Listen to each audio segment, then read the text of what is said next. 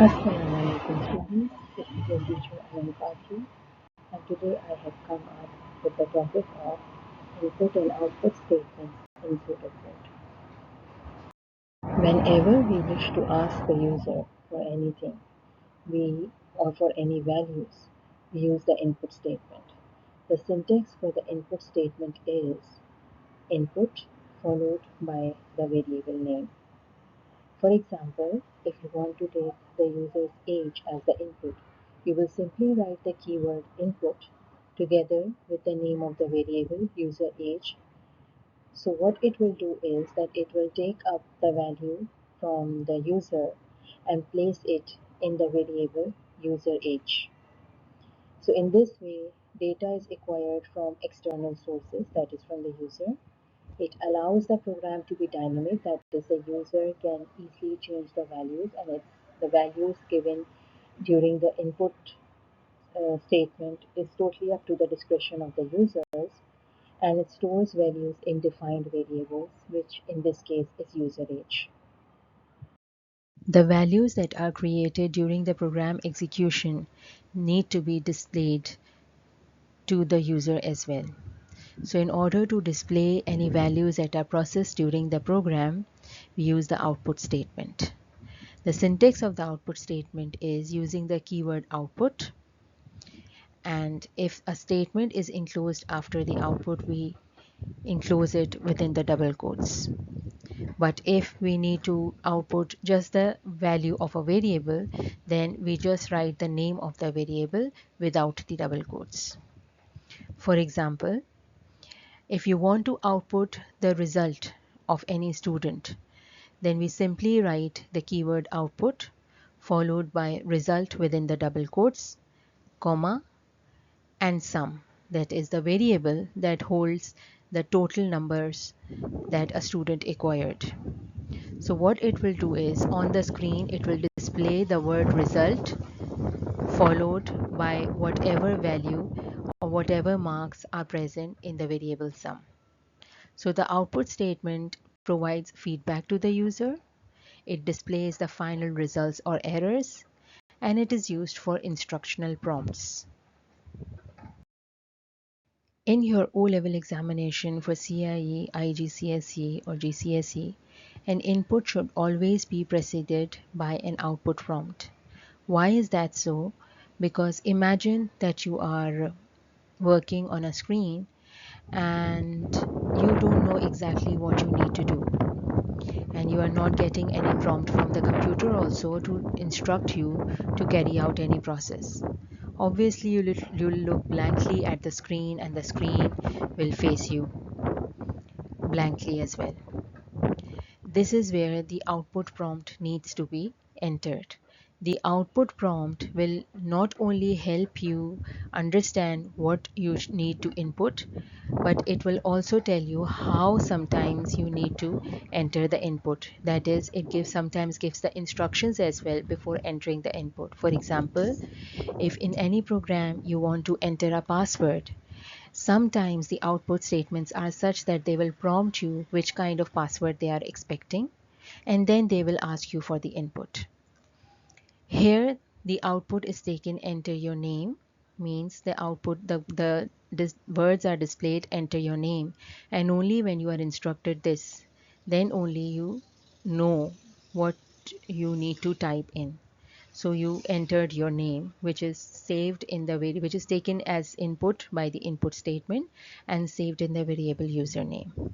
This ensures that the user knows exactly what data is required, a standard for high marks in paper 2. Consider a program in which two variables are taken, num1 and num2, and the sum of them, the two variables, is generated and output on the screen. So what happens is that first, obviously, this input statement will also be preceded by the output statement stating enter the two numbers. Or you can write two separate output statements as well, one before the input of num1 and the other before the input of num2. It's totally up to your choice.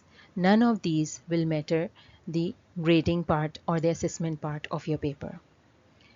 So let's Right now, let's omit the output statement and see how this works in the memory. While input num1 is is executed, the value is given by the user is 5, which is saved in the variable num1. On the second execution of the statement input num2, the user again gives another number, this time 10, which is saved in the variable num2.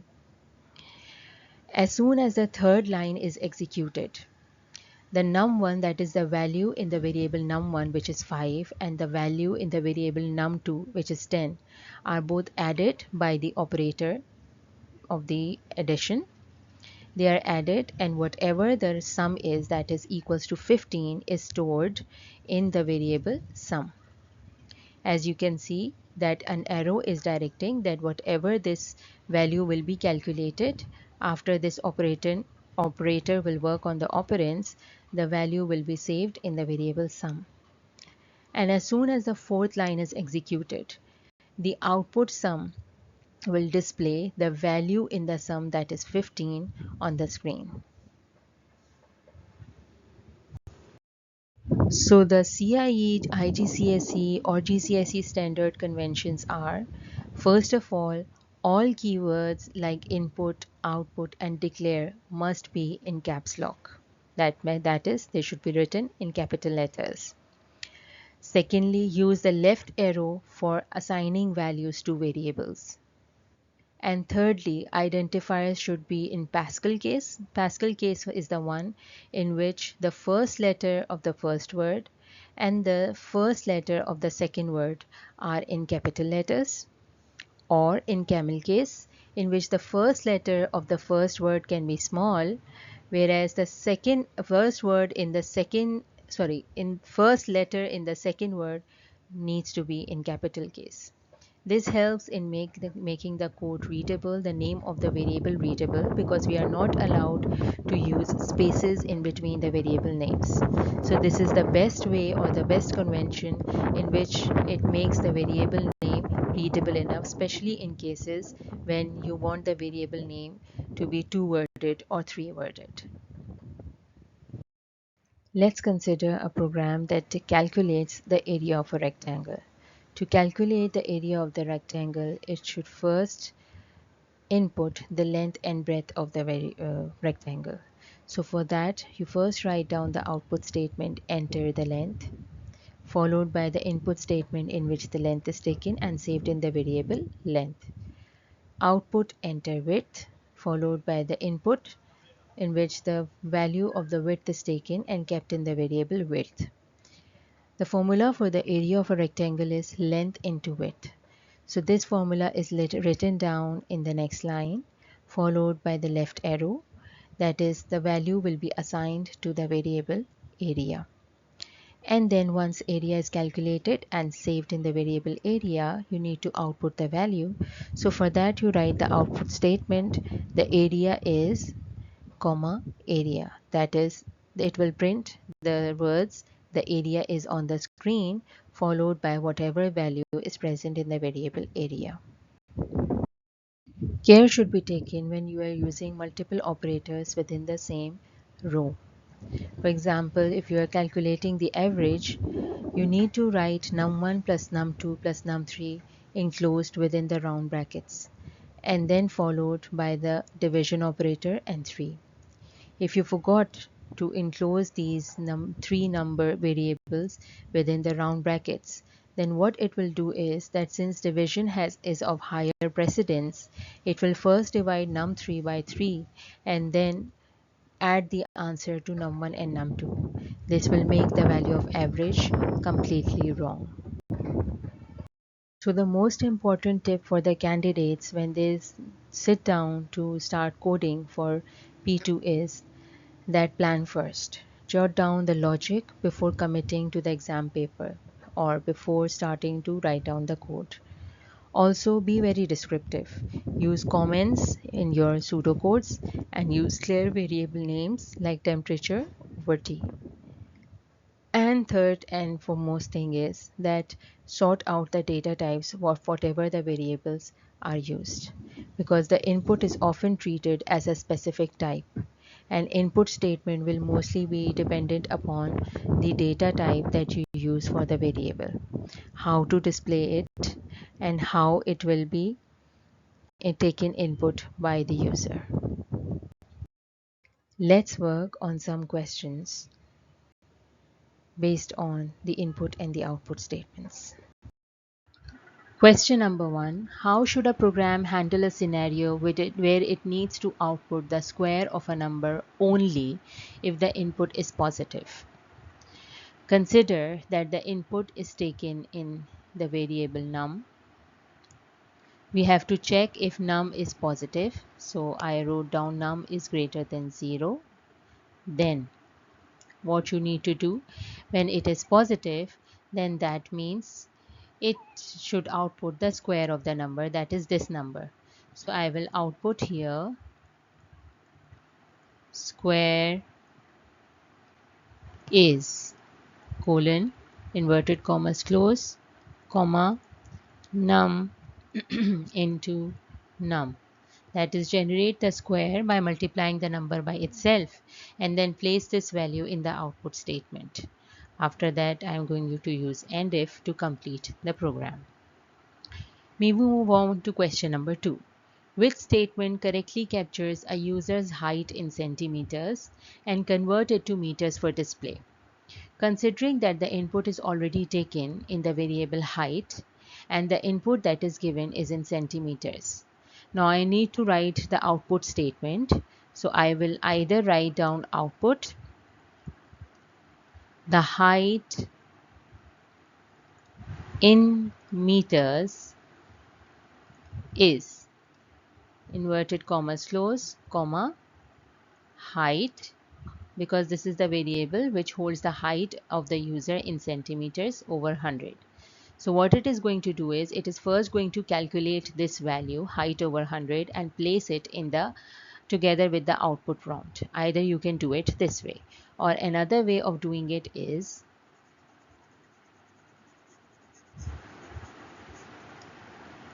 to first calculate. For example, if I have taken input height, so I first calculate the it into meters. So I wrote down height is height over 100. Means originally the input was taken in centimeters, but in the next statement divided by 100 and place it back into the variable height. So now height consists of the height in meters, and then output height in meters is inverted commas close comma height, because now this variable height holds the value in meters. Moving on to question number 3. When taking multiple inputs such as first name and last name, what is the best way to output them with a space between them? Alright, so I will directly write the output statement. Output first name. Why I am writing it without the double quotes? Because I need to print the value in the variable first name and not the word first name as the output prompt. And then I need to enclose space in between them. So I wrote comma, inverted commas open. I give one space, inverted commas close, and then comma again. And after that, I need to print the value in the last name. So I wrote last name. So you see, wherever I want to use the values of the variable, I just wrote them without the double quotes. But wherever I need to enclose a string in the output prompt, I enclosed it within the double quotes. And mind you, the space that is given is also considered as a string. Question number 4. You want to output the total cost including 10% tax. What will be the pseudocode statement? So I wrote down here output total cost is, and let's consider that whatever the total cost is, it is present in the variable total cost without the space in between.